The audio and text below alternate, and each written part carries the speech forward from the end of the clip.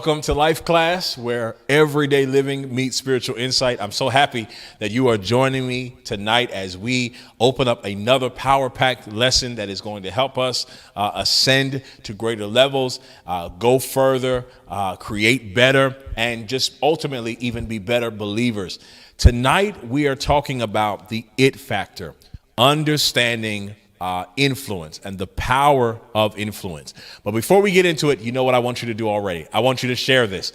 Put it on your Facebook, send the link out to somebody, invite somebody, call a friend, tell them that Life Class is on right now and you don't want them to miss another life-changing session.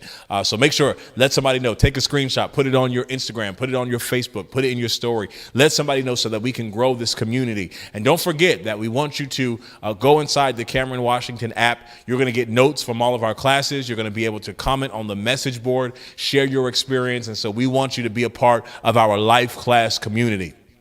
Okay, so understanding the power of influence. And this is powerful because we are in this time where there are social media influencers, there are branding influencers. And so we're going to talk about the power of influence. But as we always do, we're going to use scripture to help us kind of navigate and understand that. And so as we lay the foundation, the one thing that I want you to understand about influence is that every single one of you has influence.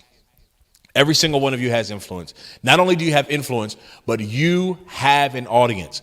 There are people that are looking at you, watching you, determining how they will react or what they will do based upon your life, your attitude, your emotions. Whether you are a visionary, a leader, whether you are a supervisor, whether you're just a family member that has siblings or children or aunts and uncles or cousins. Somebody in your life is being influenced by you. And so we all have influence. We all have an audience of people who look at us for direction, for insight, for inspiration, for encouragement, for motivation, even for assistance.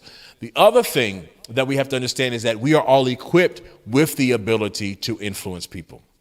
But we don't always use our influence for the best. We don't always use it for good. And so today we want to talk about how to positively use our influence. Now, I keep saying that word. And so because we want to always break it down in its plainest form, let's look at the definition of influence. Influence. It is defined as this. It is the capacity to have an effect on the character, the development, or the behavior of someone or something, or the effect itself, right? So what did we say? Everyone has influence. What does that mean? When we look at that definition, it means that we all have the ability to affect the character, the development, or the behavior of someone else. Now, here's the thing about influence is that we are always being influenced as well. We are not just influencers, but we are being influenced. How do we know you're being influenced? Because simple things, when you are driving down the street, your speed is being influenced by the cars that are around you.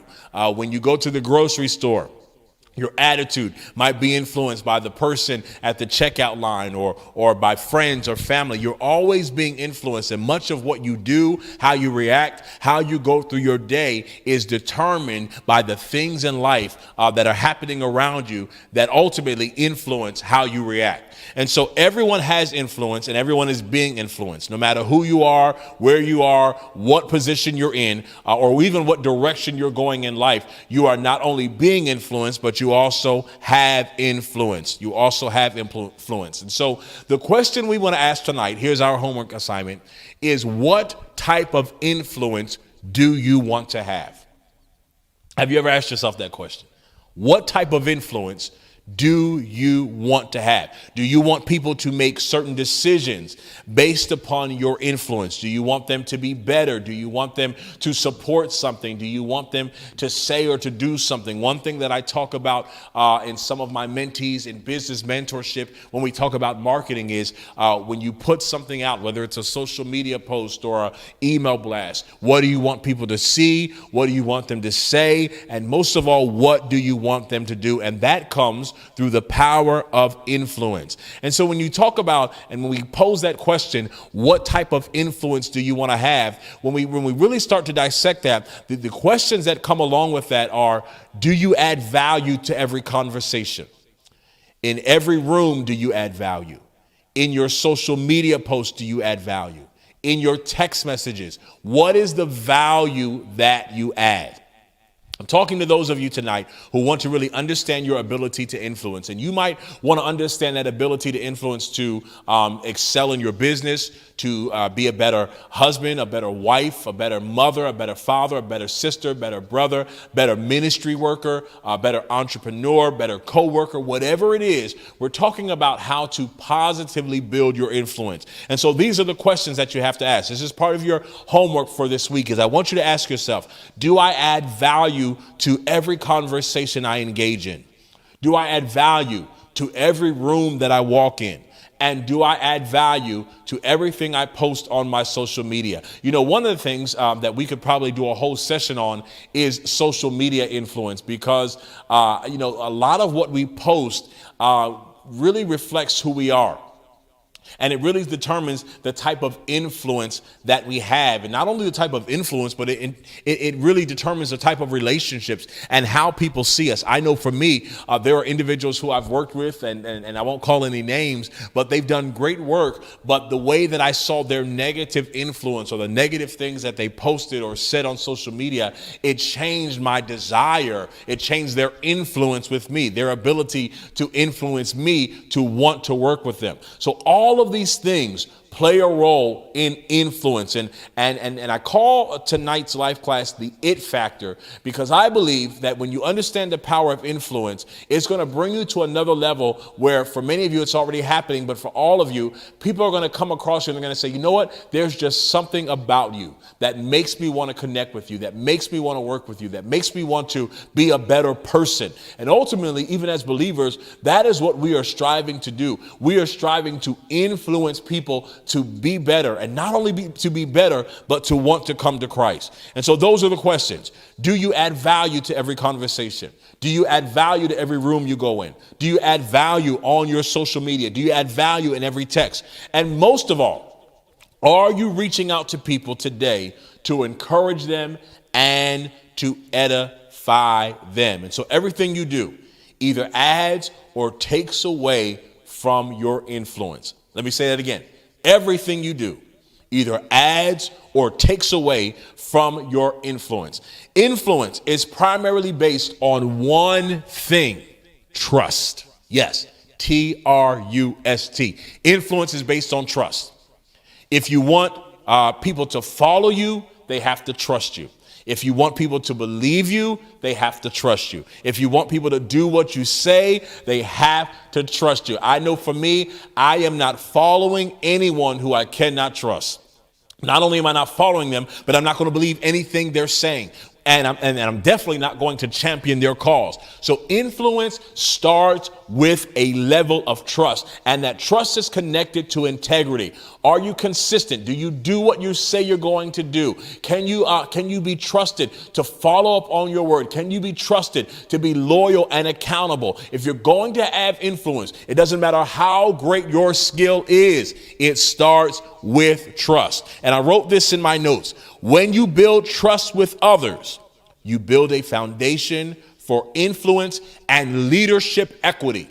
Hear that. Leadership equity. What is leadership equity? When we look at the word equity means value. So what are we saying here? That when you have trust, it adds to your influence and your leadership value, your ability to be a valuable and a necessary leader. Now, I'm not just talking about leadership in ministry. I'm talking about wherever you lead. You might be a leader in your household. You might be a leader on your job. You might be a leader on a sports team. You might be a leader in a community of wherever you are. And maybe you're not leading yet, but you know there's leadership in you.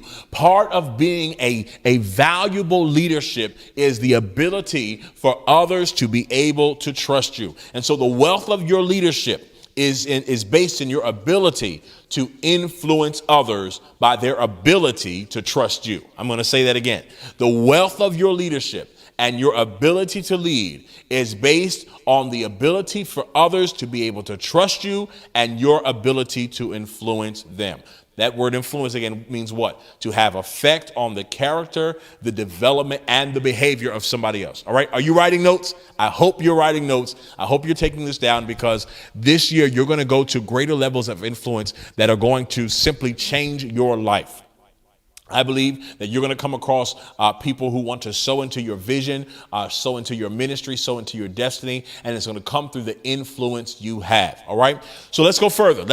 Further. We're talking about the it factor, the power of influence. You guys know I get excited and I start going. So let me calm myself down. So influence. Influence is the ability to trust. When we look at influence, we can look at companies, even like Apple.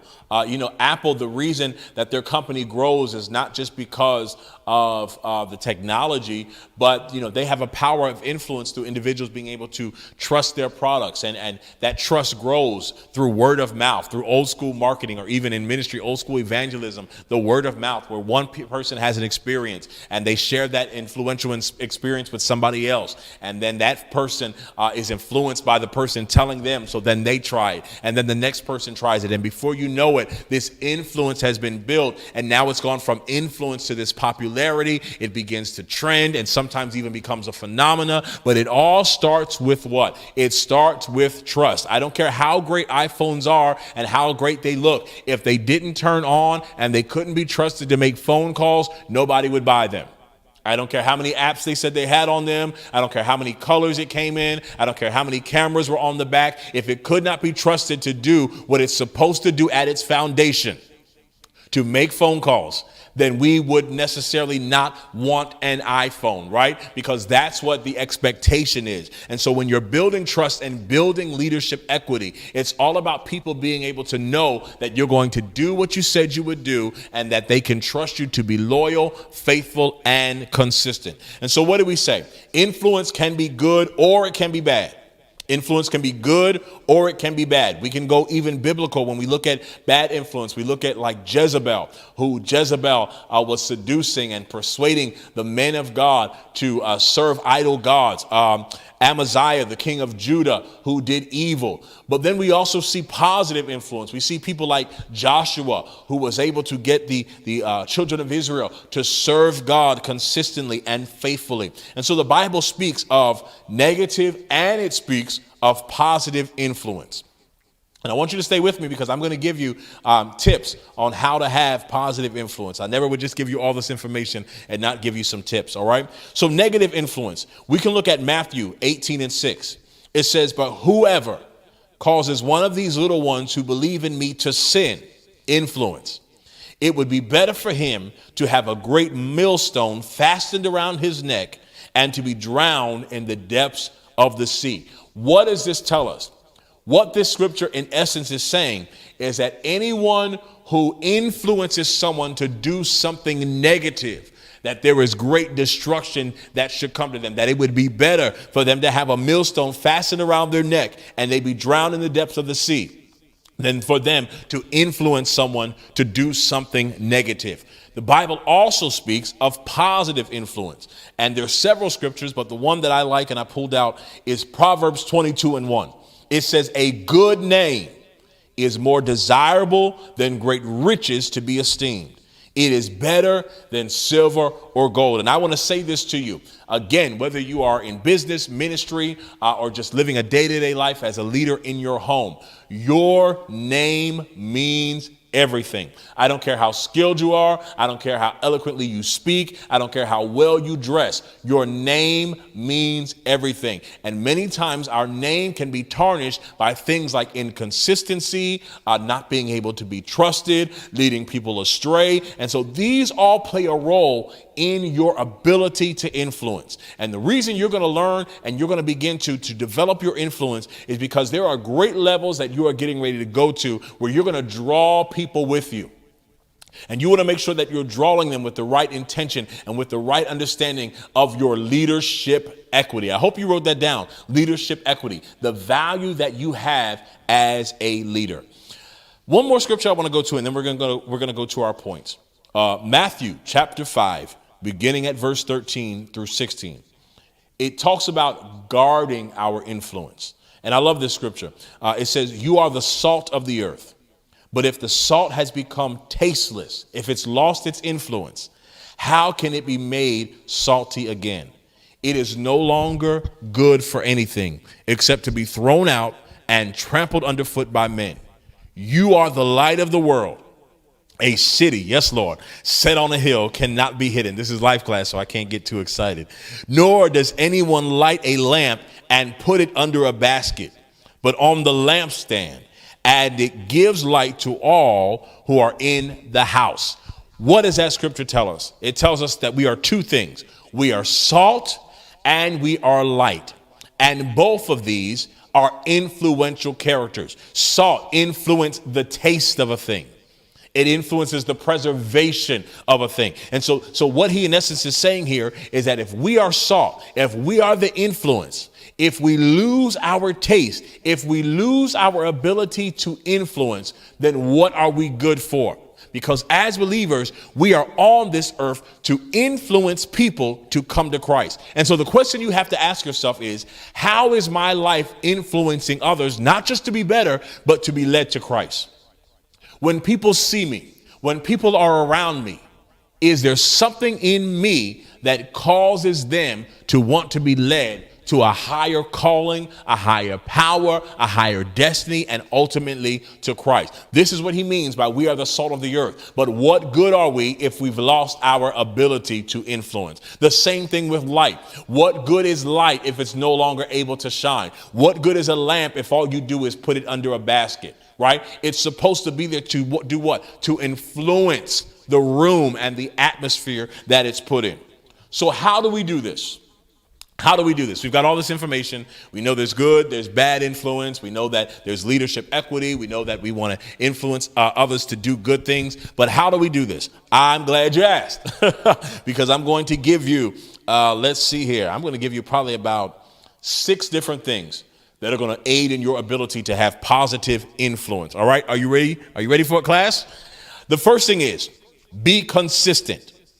Keep your messaging consistent. One thing that I can't stand is someone who, depending on who they're around, they change. You know, one day they're a skydiver, the next, they're a sandwich artist, the next day they're a graphic designer, the next day they're a scuba diver, right? They've got all these things and there's no consistency in their message. Or you go around them and whoever they're around, they're like a chameleon. They adopt, oh, I like that too. Oh, I do that too. There's no consistency. And so when there's not consistency, it's very hard to trust that person because you can't really determine who they really are. But when you are consistent about your messaging, about what you stand for, about what your morals are, about the integral aspects of your life, then you build that trust that we talked about and that leadership equity, right? Even the Bible tells us, it says in James 1:8, a double-minded man is unstable in all of his ways, and anything that is unstable cannot be trusted. So part of you building your positive influence is that you have to be consistent. And I don't want to go too far because I'll go off on a tangent. But one thing that is also necessary in our consistency is our ability to have a standard. One of the things that I had to learn very early in being someone who was in ministry, but also worked in industry, in the fashion, in music, is that I was in 2 different environments. I was in a church environment that, of course, represented holiness, represented sanctification. There were things that, of course, we don't do as believers. But then I was also in these different industries of fashion and going to shows and having to go to clubs and having to go to different events that were totally opposite from what I did in ministry. But one thing that aided in my influence and my ability to develop great partnerships is that I never compromised my standard. I don't care where I was, who I was around, what atmosphere I was in. I never compromised my standard. I knew how to be me wherever I was without compromising. And it gained me great respect from other people who saw that. And I'm going to tell you something. You're going to get great respect when you don't compromise. I know that we think that sometimes we have to change to get a certain job or to get acceptance by certain people, but people appreciate consistency. And if you're going to be of positive influence, you're going to have to keep your ability to be consistent. The second thing is understand the power of relationship. And these characteristics and principles I'm giving you are not just for your influence, but it's also to aid in your leadership equity. Understand the power of relationship. I'm going to say that again. Understand the power of relationship. I wrote this down. Those with huge positive influence understand the power of relationship, connection, and engaging with the world openly. They are not afraid to get out there. You can influence people if you are hidden away. It's just like that scripture said. A lamp can't influence its atmosphere if it's hidden under a basket. No, you got to be willing to get out there. The only way you're going to develop your positive influence is you got to be unafraid to get out there. You got to be willing to connect with other people. You got to be willing to share your knowledge and your talents. You got to be willing to share your offerings that are authentic and your viewpoint and your opinion. This is how you build your audience. This is how you build your influence, is that you got to be willing to share what's inside of you and understand the power of relationship. In order to have influence, you have to have people to influence. Not only do you have to have something influential to say, but you have to have people to say it to. And the only way you're going to build that is by you getting out of the box and knowing that you are here and you have something to impact the world. All right. So we're doing what? We're going to be consistent. We're going to understand the power of relationship. And then third, we're going to invest our time and energy, not in what is, but what can be. Let me make it personal for you. You are going to invest your time, not in what is, but what can be. What does that mean? It means that you are going to be a problem solver. Not a problem identifier only, but a problem solver. Those who understand the power of influence, they look to affect change. They look to create solutions. This is why they become influential. When you look at people throughout the world who are influential, it is more than likely because they have solved some type of problem. They have been a problem solver or an answer or a solution to whatever it is in the world. Maybe they invented something, or they said something, or they created something. And so if you're going to develop positive influence, you got to invest your time in energy in what can be, not necessarily what is. Let me see what else I have here for you. Yes, okay. So I want to say this to you. When you are investing your time and investing your energy, you don't just look at things that agitate and disturb you. No, you look to get to the root of the issue and create a way to make it better. All right, so let's keep going. We're talking about the it factor, the power of influence, and how you're going to develop your ability to be influential in the earth realm and to have positive influence. This next one is a hard one, but we're going to get through it together. You have to be able to embrace critique. Oh, man, stay with me. Stay with me. Powerful, positive influencers don't need or want to be right. They want to grow and be more effective. I'm going to say that again. Powerful influencers don't need to be right. They want to grow and be more effective. Now, in order to do that, it means you have to get comfortable in engaging in dialogue that challenges you and that can even bring scrutiny.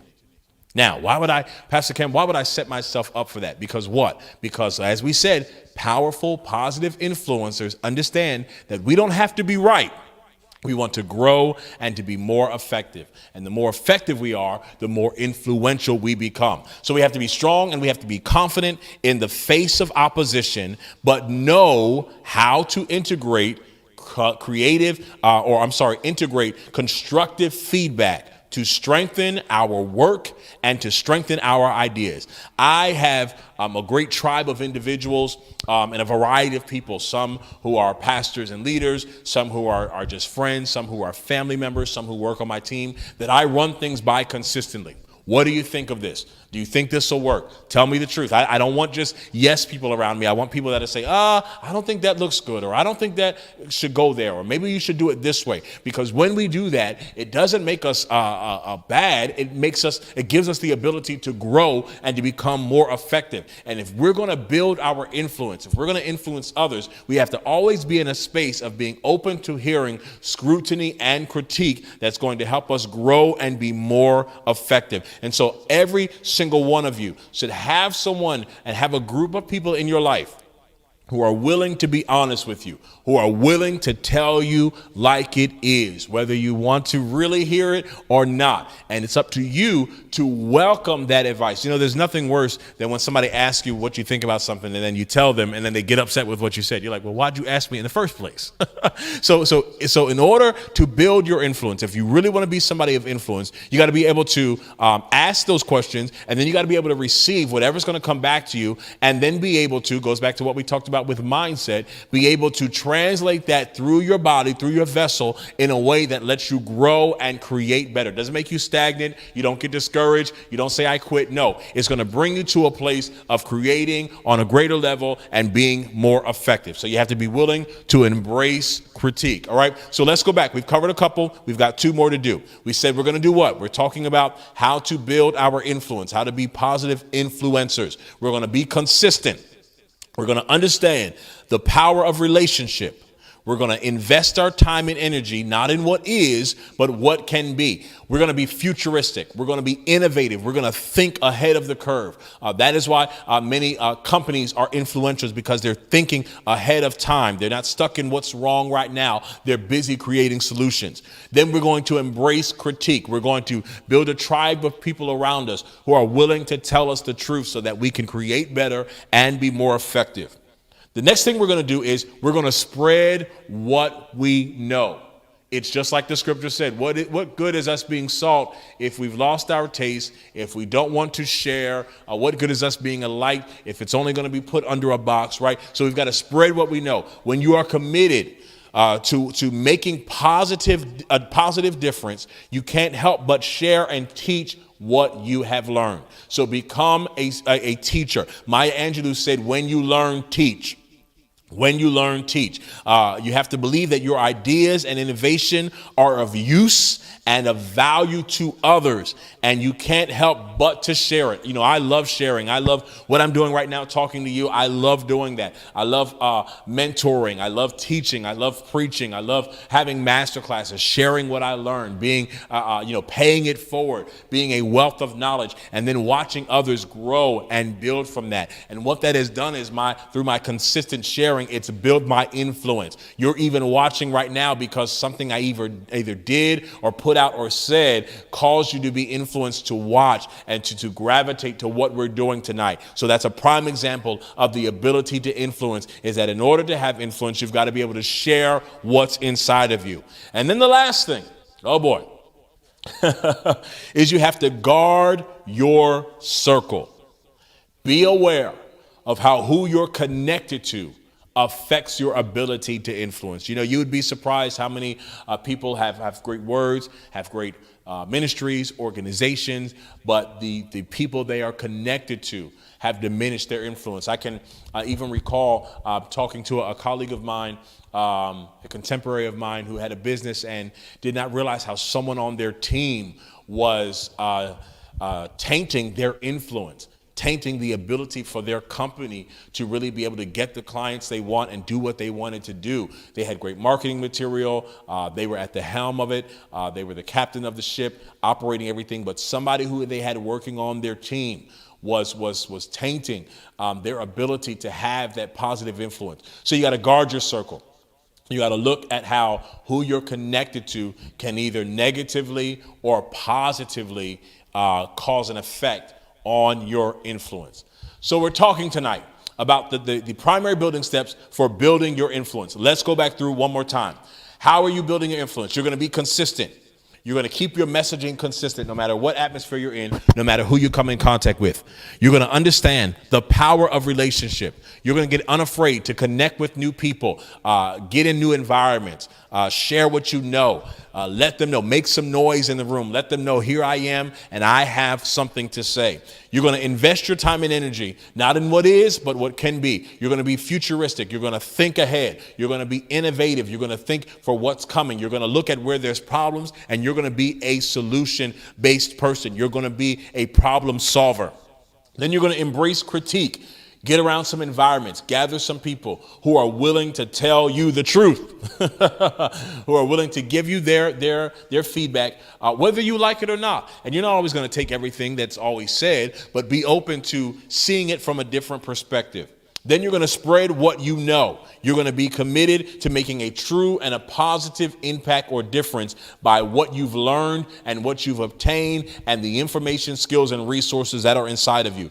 Then you're going to guard your circle. You're going to be aware of who you are connected to and how they can either negatively or positively impact your ability to influence. All right, we're going to go to our announcements, and then I'm going to come back with my final thought. For the last 14 years, I have dedicated my life to following my purpose and passion through entrepreneurship, developing brands, creative strategies, even birthing visions, and helping other entrepreneurs reach their maximum potential. It's afforded me great opportunities to travel the world, to develop amazing projects, to push myself, and even meet amazing people. Maya Angelou once said, "When you learn, teach." Which is why I'm so happy to share with you that in 2021, I am dedicating everything that I've learned and I'm pouring it directly into you. So I'm elated to share with you the opening of the Cameron Washington Business and Branding Mentorship Program. Now, here is the thing.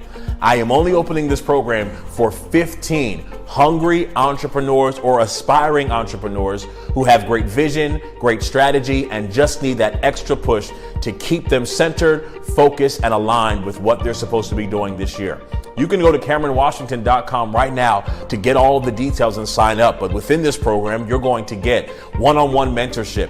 You're going to get access to our accountability groups and our small group of mentees. You're going to also get free access to all of my master classes this year. It's only available for 15 entrepreneurs. So I want you to go right now and secure your spot by visiting CameronWashington.com. I'm excited about what we're going to do, how we're going to build, and most of all, how we're going to grow together in 2021 as we excel to new levels and reach our maximum potential. Registration and enrollment is open right now. Go to CameronWashington.com. Join the live class community inside the Cameron Washington app. Share your thoughts from each session on the message board and connect with the live class students from around the world. Plus, you'll receive bonus content from Pastor Cam. Download the app now for your Apple and Android devices. Well, I hope you enjoyed tonight's live class, The It Factor, the Power of Influence. And now you've got to get out there. Now that you've got all this information, you're going to work on your influence. And it's going to start with, what do you have to say?